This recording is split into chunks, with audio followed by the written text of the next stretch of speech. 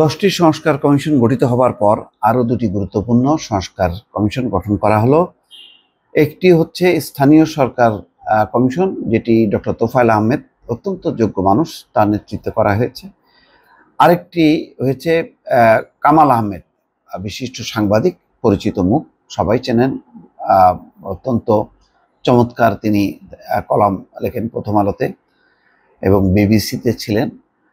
তো প্রথিতযশা সাংবাদিক, তার নেতৃত্বে 11 সদস্যের একটি গণমাধ্যম সংস্কার কমিশন খুবই দরকার। গণমাধ্যমের স্বাধীনতা এবং গণমাধ্যম কিভাবে পরিচালিত হওয়া উচিত এবং এই যে মাফিয়াদের হাতের মধ্যে যে গণমাধ্যমগুলো, সেগুলো মুক্ত হয়ে কিভাবে স্বাধীনভাবে গণমাধ্যমগুলো চলতে পারে, সেই ব্যাপারে একটি সুপারিশ প্রণয়ন করা বা সংস্কার করা খুব জরুরি ছিল।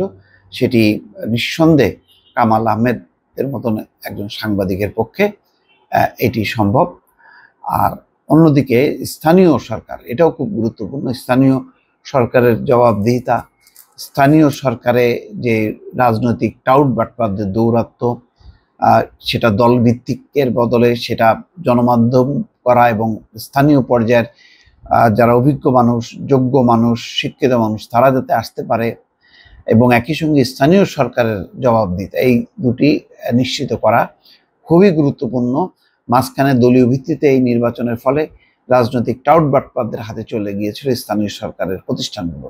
সেখান থেকে মুক্ত করে কিভাবে একটি ভালো স্থানীয় সরকার কাঠামো গড়ে তোলা যায়, সেই ব্যাপারটি নিঃসন্দেহে ডক্টর তোফায়েল আহমেদ, অত্যন্ত অভিজ্ঞ মানুষ, তার নেতৃত্বে 8 সদস্যের একটি কমিশন গঠন করা হয়েছে। 3 মাসের মধ্যে তাদেরকে রিপোর্ট দিতে বলা হয়েছে। তাদের সঙ্গে আছেন লোক প্রশাসন বিভাগের সাবেক চেয়ারম্যান ফেরদৌস আরফিনা ওসমান, সাবেক সচিব এম নাসির উদ্দিন, সুপ্রিম কোর্টের আইনজীবী Abdur Rahman, Bangladesh institute of international and স্টাডিজের পরিচালক মাহফুজ কবির, নারী উদ্যোগ কেন্দ্রের নির্বাহী পরিচালক মাসুদা খাতুন, জাহাঙ্গীরনগর বিশ্ববিদ্যালয়ের সরকার ও রাজনীতি বিভাগের অধ্যাপক তরিকুল ইসলাম এবং শিক্ষা প্রতিনিধি। তারা 90 দিনের মধ্যেই রিপোর্ট দেবে। এর আগে তো নির্বাচন ব্যবস্থা, নির্বাচন কমিশন, পুলিশ, বিচার, জনপ্রশাসন, সংবিধান, দুর্নীতি কমিশন বিষয়ক 6টি করা হয়। পরে স্বাস্থ্য বিষয়ক, গণমাধ্যম, শ্রমিক অধিকার ও নারী বিষয়ক কমিশন গঠন করা হয়েছে। অন্যদিকে যেটি গুরুত্বপূর্ণ আরেকটি হচ্ছে গণমাধ্যম সংস্কার কমিশন। এখানে বলা হচ্ছে যে গণমাধ্যমকে স্বাধীন, শক্তিশালী ও বস্তুনিষ্ঠ করতে প্রয়োজনীয় সংস্কার করার প্রস্তাবের লক্ষ্যে গণমাধ্যম সংস্কার কমিশন গঠন করা হয়েছে। এখানে বিষয়টি জানিয়েছেন সৈয়দা রেজওয়ানা হাসান। প্রধান উপদেষ্টার অনুশাসন অনুযায়ী গণমাধ্যম সংস্কার কমিশন গঠন করে প্রজ্ঞাপন জারি করা হয়েছে। এখানে জার্নালিজম ডিপার্টমেন্টের ঢাকা ইউনিভার্সিটির অধ্যাপক গীতিয়ারা নাসরিন, দ্য ফিনান্সিয়াল এক্সপ্রেসের সম্পাদক এবং সম্পাদক পরিষদের প্রতিনিধি শামসুল হক জাহিদ, নিউজ পেপার্স ওনার্স অ্যাসোসিয়েশনের নোয়াবের সচিব আক্তার হোসেন খান, অ্যাডকোর একজন প্রতিনিধি থাকবেন, প্রেস ক্লাবের সাবেক সাধারণ সম্পাদক সৈয়দ আবদাল আহমেদ, যমুনা টেলিভিশনের প্রধান নির্বাহী ফাহিম আহমেদ এবং মিডিয়া সাপোর্ট নেটওয়ার্কের আহ্বায়ক সাংবাদিক জিমি আমির, ডেইলি স্টারের বগুড়া প্রতিনিধি মোস্তফা সবুজ, দ্য বিজনেস স্ট্যান্ডার্ডের উপসম্পাদক টিটু দত্তগুপ্ত এবং শিক্ষার্থী প্রতিনিধি আব্দুল্লাল মামুন।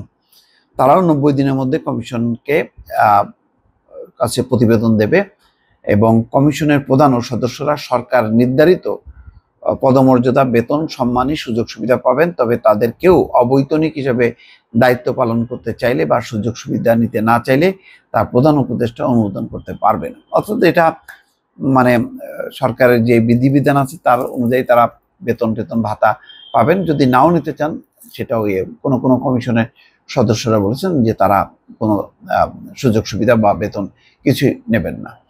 তো যাই হোক, এটা ভালো, এটা খুব জরুরি। গণমাধ্যমের জন্য অত্যন্ত দরকার যে কিভাবে মাফিয়া মুক্ত হয়ে পেশাদারিত্বের ভিত্তিতে যাতে চাটুকার সাংবাদিক জন্ম না নেয় এবং মালিকরা যাতে মিডিয়াকে ক্ষমতার কাজে ব্যবহার করতে না পারে, এই দুইটা দিক যদি নিশ্চিত করে একটা ভালো সুপারিশ দেয়, এটা নিঃসন্দেহে কাজে লাগবে সবার। দর্শক ভালো থাকবেন, আল্লাহ হাফেজ।